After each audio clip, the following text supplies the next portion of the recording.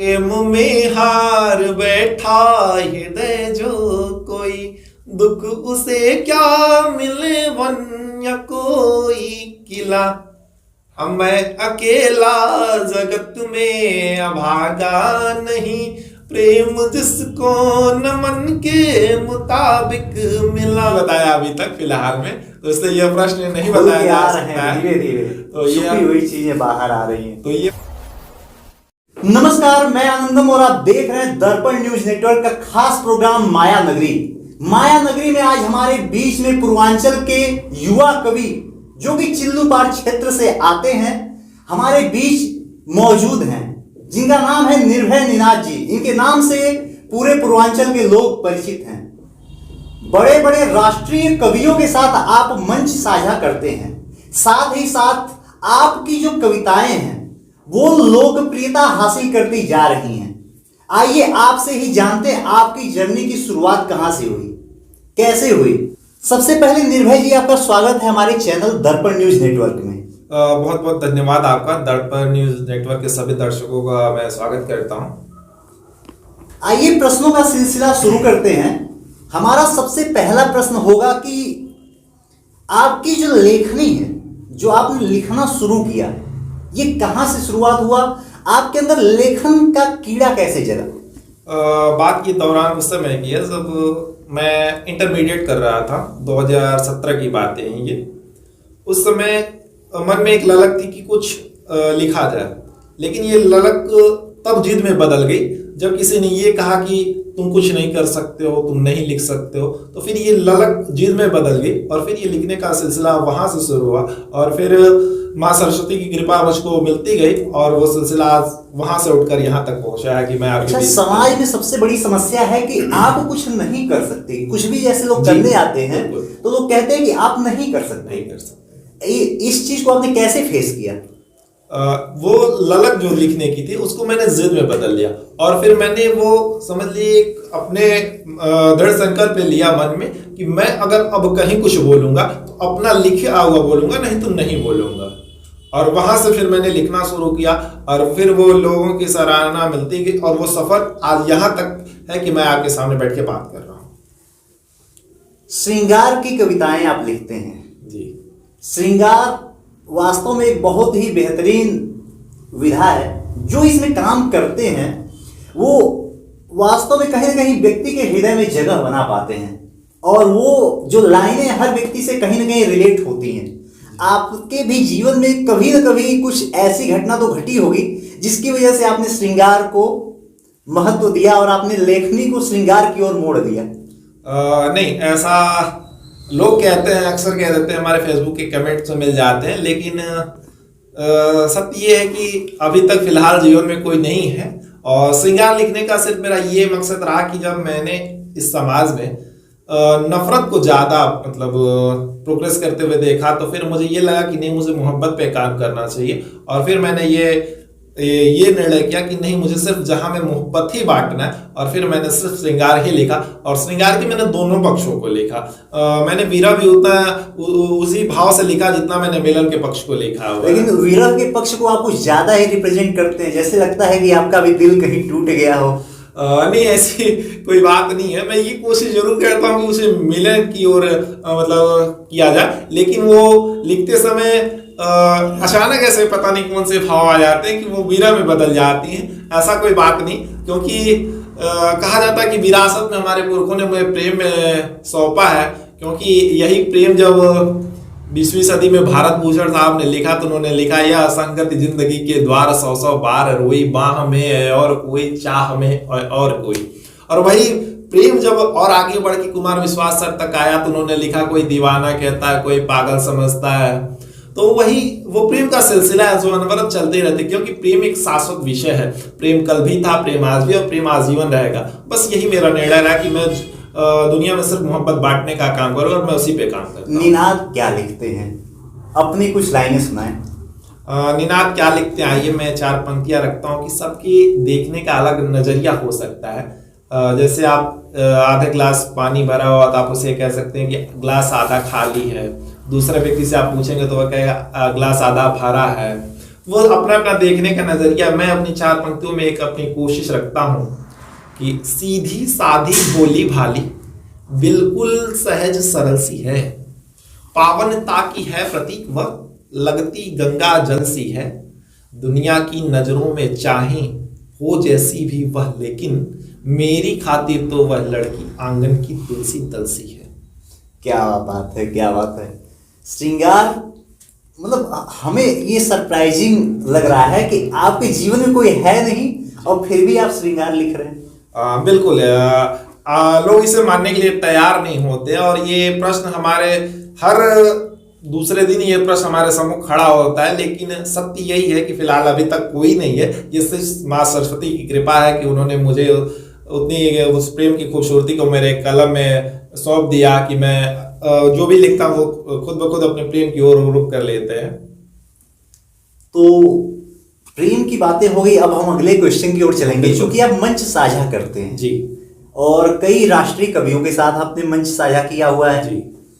जब आप मंच पे जाते हैं और राष्ट्रीय कवि आपके समक्ष होते हैं, उस समय आपको मंच साझा करने में कोई तकलीफ होती है, कोई दिक्कत होती है, या फिर कभी कभी ऐसा होता होगा कि आपको कुछ हीन भावना सी वहां लगती होगी कि बहुत बड़े बड़े कलाकार हैं वहां पे, ऑलरेडी कवि हैं, और हम कैसे रिप्रेजेंट करेंगे वहां पे, उनके बीच में हमें खड़ा कर दिया गया।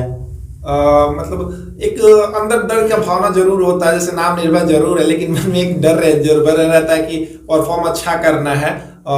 लेकिन ये रहता है कि जब सामने बोलना शुरू होता है तो फिर वो धीरे धीरे वो जो मन में संशय डर की भावनाएं होती हैं वो धीरे धीरे खत्म हो जाती हैं खुद ही। कभी आपके साथ ऐसा हुआ कि किसी मंच पे आप गए और आपका प्रोग्राम है और अचानक से पता चलता है कि आपका प्रोग्राम कैंसिल कर दिया गया है? नहीं, ऐसा मंच पे पहुंचने पर तो नहीं हुआ, लेकिन मंच के पहुंचने के मतलब मंच पे न आने के पहले ऐसा बहुत बार हुआ है। और कई भी ऐसे मंच तो मैंने जानबूझ के छोड़ दिए क्योंकि वहाँ मेरे मतलब स्वाभिमान की बातें, विरुद्ध बातें थी। हाँ, ये हमने सुना है, स्वाभिमान पे आपकी आती है तो आप कोई भी प्रोग्राम कैंसिल कर देते हैं, वहां जाते ही नहीं। जी बिल्कुल, आपने सही सुना है इस चीज को। क्योंकि मेरी 4 पंक्तियां थी कि जहां में माँ पिता के प्यार से बढ़कर नहीं कुछ भी, जहां में माँ पिता के प्यार से बढ़कर नहीं कुछ भी, मिले घर स्वर्ग भी, घर संसार से बढ़कर नहीं कुछ भी, कई हीरे जड़े में ताज ठुकरा कर चला आया, मेरी खातिर मेरी दस्तार से बढ़कर नहीं कुछ भी। तो मेरे लिए मेरा मान और सम्मान सर्वप्रथम है, बाद में बाकी मंच। तो स्वाभिमान और काम अगर दोनों को दो ध्रुव पे रखा जाए तो स्वाभिमान और काम में आप स्वाभिमान को चुन रहे हैं, जबकि आपका काम है श्रृंगार लिखना, उसे लोगों तक पहुंचाना। कैसे करेंगे? फिर तो स्वाभिमान पे आएगी तो अपना काम आप छोड़ देंगे। नहीं, ऐसा नहीं है कि दुनिया में 2 तरीके के लोग, जहां अगर कुछ निगेटिव होगा तो वहां जरूर निश्चित तौर पे कुछ पॉजिटिव भी होगा। ये पहलू है, कोई भी व्यक्ति पूर्णतः संपूर्ण नहीं होता है। लेकिन आप जैसे कह रहे हैं कि बात स्वाभिमान पे आएगी और फिर आप काम का ये कैसे हैंडल करेंगे, तो स्वाभिमान एक अलग पक्ष है और काम अपना एक अलग पक्ष है। स्वाभिमान का मतलब आप मैं जहां तक ये समझता हूँ, स्वाभिमान का मतलब होता है कि आप उस चीज के लिए उतना मतलब कैपेबल रहिए कि जो सामने वाला कर रहा आप वहां तक कर सकते हैं। ऐसा नहीं कि आपको झुका के फिर वो चीजें कराया जाए। मैं वो आज तक कभी नहीं किया और यही वजह है कि मैंने कई ऐसे मंच छोड़े हुए हैं, निजी मंच अपने छोड़ दिए हैं। लेखनी के माध्यम से जी आप क्या पाना चाहते हैं? अगर मैं ये कह दूं तो ये अतिशयोक्ति नहीं होगी कि आज तक मुझे जीवन में अभी तक जो कुछ भी मिला है वो माँ सरस्वती की कृपा और इसी लेखनी की वजह से मुझे मिला। और आपने पूछा कि आप लेखनी की वजह से क्या पाना चाहते हैं, सच तो यही है कि अब तक जो मुझे मिल चुका है वो मेरी कल्पना से परे था।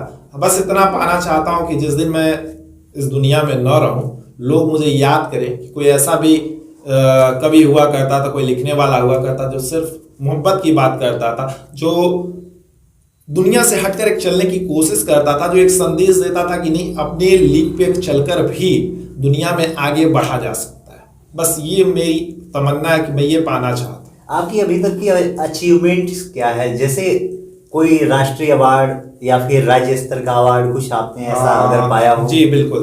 अवार्ड का सिलसिला 2020 से शुरू हुआ था, जनवरी का वो महीना था जहाँ तक मुझे याद आ रहा है, और प्रयागराज कुंभ में मुझे राष्ट्रीय युवा सम्मान वहाँ की आईजी, तत्कालीन आईजी केपी सिंह थे, उनके द्वारा मिला। और फिर ये अवार्ड का सिलसिला मुझे राष्ट्रीय युवा गीतकार सम्मान 2023 यहीं गोरखपुर जीएलएफ में मिला। और फिर हिंदी से भी सम्मान से मुझे नवाजा गया, और अन्य ऐसे तमाम सम्मान हैं जो मुझे मिले हुए हैं। प्रश्नों की इस श्रृंखला को आगे बढ़ाते हैं, और एक बहुत बेहतरीन प्रश्न जहन में आया है जी।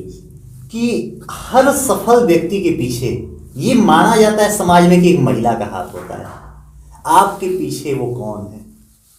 बिल्कुल, ये प्रश्न एक पहली बार मेरे सामने नहीं आया है। इसके पहले बहुत से लोगों ने यह प्रश्न मुझसे किया हुआ है कि यार आपके पीछे कौन। तो मैं इस बात को भी स्वीकार रहा हूँ, इसमें मुझे गुरेज नहीं है कि अभी तक के मेरे इस सफर में निश्चित तौर पे एक लड़की का ही हाथ है, और वो जिस रूप में है, वो आप जिस नजरिए से देखेंगे, वो एक दोस्त के पहलू पे भी उतने ही संजीदगी के साथ खड़ी है मेरे साथ, एक बहन के साथ भी उतनी ही संजीदगी के साथ, एक माँ की मतलब केयरनेस पे जो अगर आप बात करेंगे तो उतनी ही संजीदगी के साथ। तो निश्चित तौर पे मेरे सफलता के पीछे अभी तक मतलब मेरी जो मैंने जो गेन कर लिया उसके पीछे कहीं ना कहीं उसका एक प्रमुख हिस्सा रहा है उसके पीछे। और वो जिस रूप में आप जिस नजरिए से उसे देखना की कोशिश करेंगे, वो हर उस पहलू पे नजर आएगी। नाम जान सकते हैं क्या?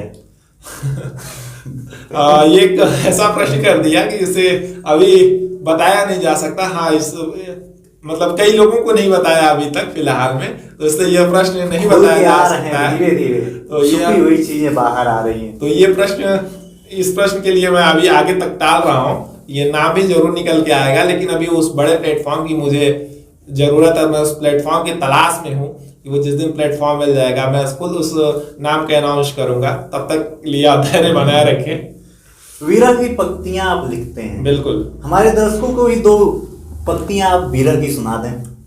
मैं अपने गीत से एक बंद उठा दिया हूँ कि सुनिएगा कि प्रेम में हार बैठा हृदय जो कोई, दुख उसे क्या मिले वन या कोई किला। अब मैं अकेला जगत में अभागा नहीं, प्रेम जिसको न मन के मुताबिक मिला। वार देता ये जीवन तुम्हारे लिए, मान लेती हृदय से सजन तुम मुझे। पुष्प के हार संभव नहीं है अगर दे के जाओ न कोई चुभन तुम मुझे। बहुत ही बढ़िया लाइनें हैं, ये हर्ट को टच करती हुई लाइनें हैं। एक्चुअल में कहीं ना कहीं हर आदमी के जीवन में कभी ना कभी कोई ना कोई रहता है। तो कभी मेरे फिलहाल अभी तक मेरे में नहीं है, आगे की संभावनाएं दिख रही हैं। नहीं, ऐसा आप कह सकते हैं, लेकिन अभी फिलहाल मुझे नहीं दिखती है। सबसे बड़ी बात है कि कोई भी आदमी जब आता है फील्ड में तो एक आदर्श जरूर वो बनाता है, जिसको देख करके लगता है कि हाँ यार इनसे हम कुछ सीखेंगे और इनके जैसा हम बनेंगे, कुछ हम इनके जैसा करेंगे। आपका इस क्षेत्र में आदर्श कौन है? कविता के क्षेत्र में अगर मैं खुले मन से कह रहा हूँ कि डॉक्टर कुमार विश्वास सर, जिनको सुन के, जिनको पढ़ के मेरे अंदर कुछ लिखने का जिज्ञासा हुए, लिखने की जिज्ञासा हुई। और फिर जैसे आपने कहा कि उनके जैसा बनने का, उनके जैसा बनना, चाहे उनके जैसा, मुझे किसी के जैसा नहीं बनना, मुझे निर्भय निनाद बनना है। मुझे खुद को अपने इस तरीके से बना, लोग कहें कि मुझे इनके जैसा बनना है। हाँ, मैंने उनसे जो चीजें सीखी हैं वो है संघर्ष, कि अपने संघर्ष के दिनों में मुझे किस तरीके से चलना है, एक अपनी नई पहचान किस तरीके से बनानी है, अपनी एक नई लीग बना के किस तरह से चलना है। मैंने उनसे वो सीखा। निर्भय शुक्ला से निर्भय निनाद बनने के पीछे की क्या कहानी है? आपने ये जो प्रश्न कर दिया, संजोग से आज जिस व्यक्ति ने मुझे निर्भय शुक्ला से निर्भय निनाद बनाया, उनका जन्मदिवस भी है। मैं उनको हृदय की गहराइयों से उन्हें जन्मदिवस की बहुत बहुत बधाई भी देता हूँ। वो एक लखीमपुर के युवा गीतकार हैं, नवल सुधांशु। आप यूट्यूब पे उन्हें सर्च करेंगे, वो मिल जाएंगे। उन्होंने जो मेरी पंक्तियों में मेरे स्वाभिमान की वो जो भावनाएं देखी, मेरे पंक्तियों में जो गूंज देखी, उन्होंने फिर मुझे निनाद कर दिया। और निनाद का अर्थ ही होता है गूंज। तो फिर वो लगभग वो ये नाम निनाद मुझे मेरे पिछले जन्म में लगभग 1 साल हो चुके हैं, उन्होंने मुझे वो गिफ्ट के तौर पे दिया था, जिससे मैं आगे ले जाने की कोशिश कर रहा हूँ, उनकी उम्मीदों पे उतरने की कोशिश कर रहा हूँ, खरा उतरने की कोशिश कर रहा हूँ, जितने विश्वास के साथ उन्होंने मुझे निर्भय शुक्ला से निर्भय निनाद बनाया। निनाद शब्द बहुत ही प्यारा है। मुझे पहली बार ही जब हम आपका नाम सुने तो हमें बहुत ही प्यारा लगा, निर्भय निनाद।